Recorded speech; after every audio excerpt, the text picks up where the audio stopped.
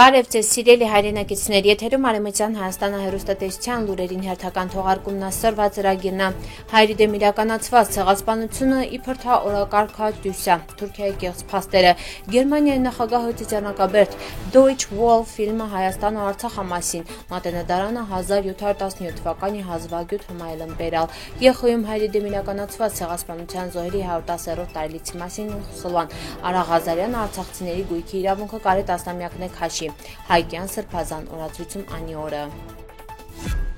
ԱԺ պատիվոնիմ դաշինքի պատգամավոր Արցախի հանրապետության նախագահի նախկին խորհրդական Տիգրան Աբրահամյանի ֆեյսբուքյան գրառումը։ Ադրբեջանական մամուլի երեկվանից հեղեղված 1918 թվականին տեղ ունեցած իրադարձությունները վերը փորձում ներկայացնի որպես հայերի կողմից իրականացված ցեղասպանություն։ Այս համատեքստում ոչ այդքան անսպասելի հայտարարությամբ հանդես եկալ Թուրքիայի պաշտպանական գերատեսչությունը այդ իրադարձությունն ցեղասպանություն կոչել է։ Էնվեր Թուրքիան ու Ադրբեջանը որպես ցեղասպան երկիրներ բարոյական իրավունք չունին, այլոց մեղադրելի մի հանցանքի մեջի վերին հետ անմիջապես իրանքն ասոցացվում պատասխանատվություն կրում, դա հարցի մենակ մի հատ հատվածն է։ Բայց տեսիք ինչա կատարվում։ Արևելյան Հայաստանի Հանրապետության իշխանությունը Իրան արտաքին քաղաքական օրակարգան հանում է հայերի դեմ իրականացված ցեղասպանության հարցը, պարտության խորհրդանիշ Փաշինյանը ժխտողական ձևակերպումն է հնչեցնում, իսկ նույն Թուրքիան ի պատասխան դատապարտող հայտարարություն անում ու ադրբեջանական հորինված փաստերը ներկայացնում է որպես ցեղասպանություն։ Սա է իշխանության սաղ թշվառությունը, երկիրը վաճառքի տիներին գինը։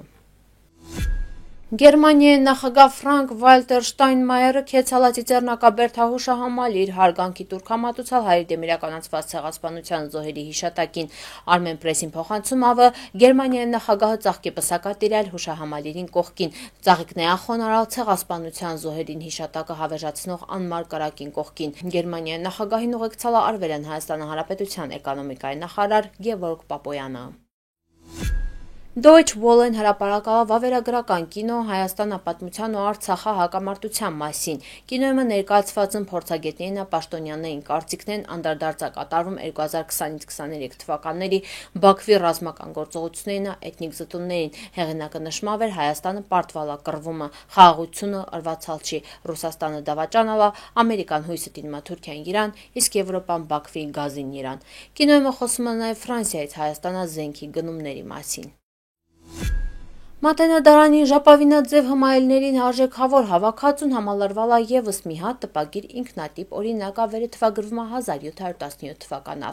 Գլանաձև յուրանա կլեյավ նստակացած թղթերումը արկան մանրանկարն է ու հմայելներին հատուկ աղոթքն է։ Հմայելին երկարությունը հասնում է մինչև 480 սանտիմետր։ Հմայելը մատենադարին է նվիրաբերալ Սորբոնա համալսարանի բարձրագույն ուսման գործնական շկոլին հայկական արևելաքրիստոնեական արվեստի պրոֆեսոր, Ֆրանսիական քոլեջին բյուզանդագիտության կենտրոնին Կովկասին բաժնի վարիչ հայագետ Իոնա Ռապցին։ Եվրոպական խորհրդանի Ստրասբուրգ կայանալիք լիագումար նիստին վաղտը հայերի դեմ իրականացված ցեղասպանության 110-րդ տարելիցին նվիրված քննարկում է ինյական։ Բրյուսել Armen Press-ին թղթակցին փոխանցում ավը քննարկումը անցկացվելու ապրիլի 3-ին նիստին վաղտը։ Եվրոպական հանձնաժողովի անունից հայտարարությունով հանդեսակիլական հանձնակատար Օլիվեր Վարհելին։ Միջազգային իրավունքի մասնագետ փաստաբան Արա Ղազարյանը Արցախաժողովրդին ետրնալի իրավունքը թեմավ քննարկման վաղտը հիշեցրալ է իրանք հուվեր Արցախում թողալն գույք պիտի գիդանվեր, իրանց գույքին հանդեպ ունեցած միջազգային իրավունքը կարե տևե տասնամյակն է։ Այսքանը ըսել է ես հիմնվում հենց միջազգային փորձի հիման իրան, օրինակ Հյուսիսային Կիպրոսա դեպքը։ Հետևաբար այդ գույքը կամ պիտի ետ տրվար այդ մարդկանց կամ էլ փոխատուցվար, սա այն հրամայականն է վերին Ադրբեջանը բախվալա ասալա ինքը։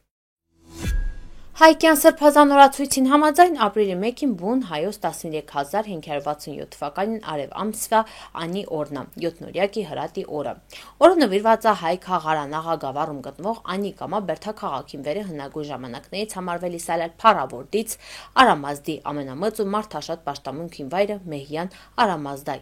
Այդ Մեհյանն էլ հուդա քրիստոնեական վարակի տարածման վաղտը թալանվալա, պղծվալ ու ավիրվալա։ Հետագայում Անի կամա Բերդաքաղաքի նման մայրաքաղաքն սարքալ Բագրատունին են, վերը ևս արժանացա նույն ճակատագրին։